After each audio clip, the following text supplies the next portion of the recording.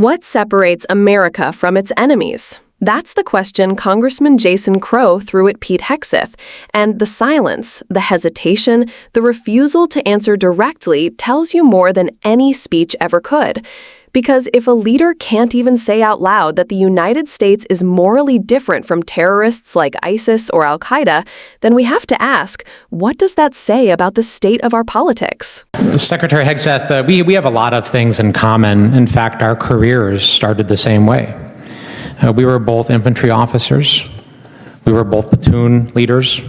We both deployed our platoons to combat in a counterinsurgency environment.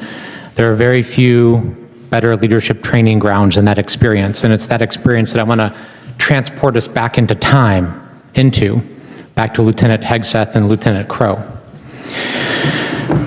There are a lot of things that make a leader and that make a unit effective. Would you say that unit cohesion is important? Unit cohesion amongst many is very important, yes, sir. It's an important element. And part of that is making sure that all members of your unit felt included in that team, correct? Far more important that every member of that unit felt capable to do the mission and united in that mission. But that they were included and felt part of the team as well. I wouldn't use the word inclusion, sir, but yes, they were cohering as a team, yes. And that you reduce tension and infighting and points of tension between your platoon members so that you can focus on the mission. That was a part of the regular job. Absolutely. That's why I've said that our diversity is our strength is the single dumbest phrase in military history. And words are important. Our unity is our strength. And so unity amongst members, despite differences of backgrounds, race, whatever that is. And I agree with you on that. Together on a mission. And words, part of that is words are important and setting the tone is important, correct?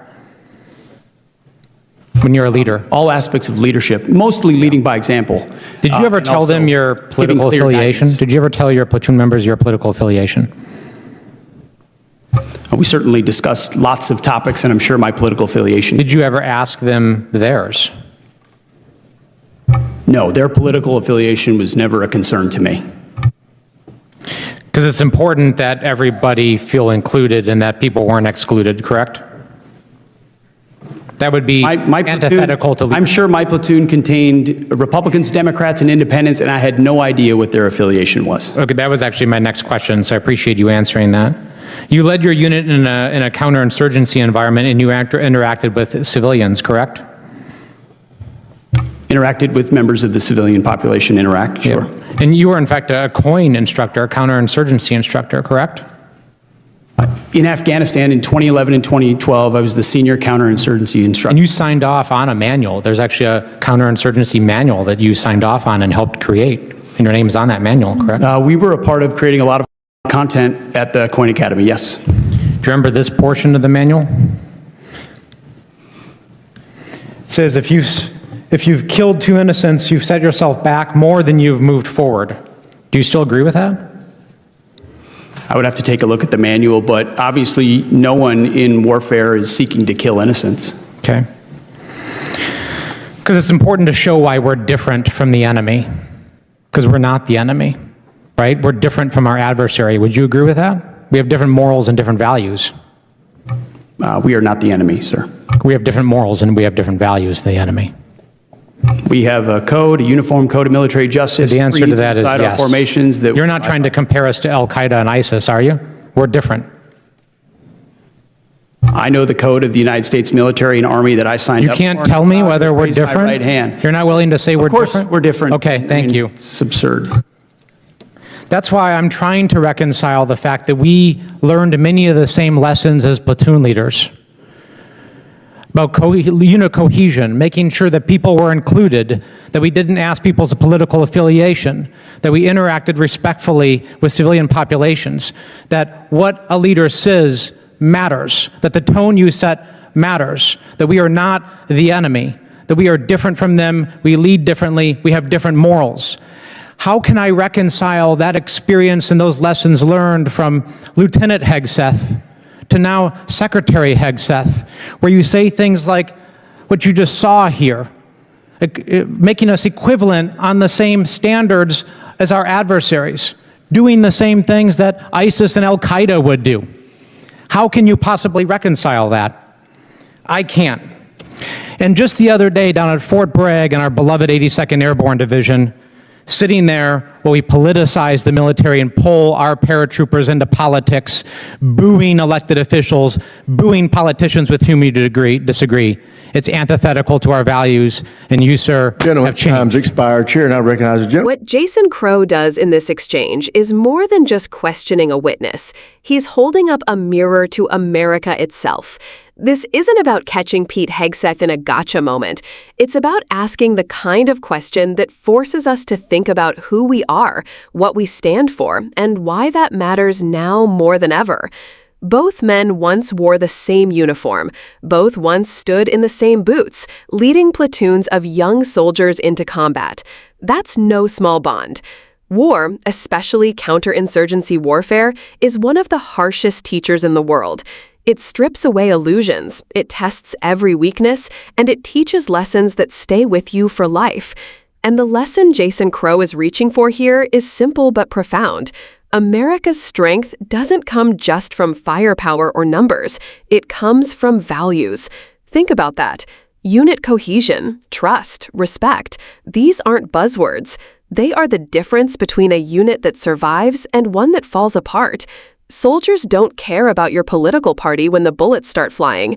They care about whether they can trust you, whether you respect them, and whether you'll stand by them no matter what.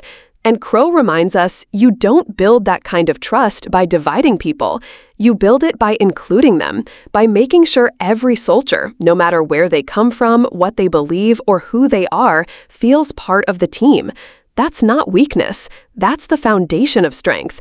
But here's where it gets deeper. Crow presses Hegseth on counterinsurgency, a doctrine that both men knew well. In that kind of warfare, winning isn't about destroying the enemy outright. It's about winning hearts and minds. It's about showing the civilian population that you are different, that you fight with restraint, that you hold yourselves to a higher standard. Because if you kill innocents, if you abandon those principles, you're not just committing a tragedy, you're losing the very battle you came to fight. This is why Crow's question is so cutting. He asks, aren't we supposed to be different? Aren't we supposed to lead with different morals, different values? And notice how uncomfortable Hegseth becomes when pressed on this. He hesitates, he dodges, almost as if admitting the obvious, that America should never be compared to ISIS or al-Qaeda is somehow politically dangerous for him now. That hesitation says everything. Because when leaders start blurring that moral line, when they start acting like winning at all costs justifies anything, America risks becoming indistinguishable from the enemies we condemn. And that is the ultimate betrayal, not of politics, but of the very soldiers who fought and died, believing that their country stood for something higher. Crow's frustration is our frustration. How do you reconcile the lieutenant who once understood these truths with the political figure who now treats them as disposable? How do you explain a leader who once signed off on manuals teaching restraint, now leaning into rhetoric that undermines it? The answer is you can't. And that's exactly why Crow's voice here matters. Because this isn't just about one man. It's about the soul of American leadership. It's about whether we, as a nation, choose to uphold values even when it's hard, even when it's inconvenient, or whether we toss them aside the moment they clash with short-term political gain. History shows us when America forgets its values, when it loses sight of its moral compass, it loses credibility, it loses allies, and it loses its own reflection in the mirror. This is what makes Jason Crow's message so urgent. America must be different, not just in our rhetoric, but in our actions. Because if we stop being different, then what exactly are we fighting for? And that's the real takeaway. Leadership isn't about slogans. It isn't about stirring up division. It's about living the values you claim to defend. That's what makes democracy strong. That's what separates us from the very forces that threaten it. So when Crow challenges Hegseth, he's not just confronting one man. He's reminding all of us of the responsibility we carry as citizens, to demand leaders who honor those values, to resist the temptation of cynicism, and to hold on to the belief that America can and should be better than its enemies. If you agree with that, if you still believe values matter more than political theater, then stay engaged, speak up, hold your leaders accountable, because democracy doesn't defend itself. It takes people who care enough to demand better.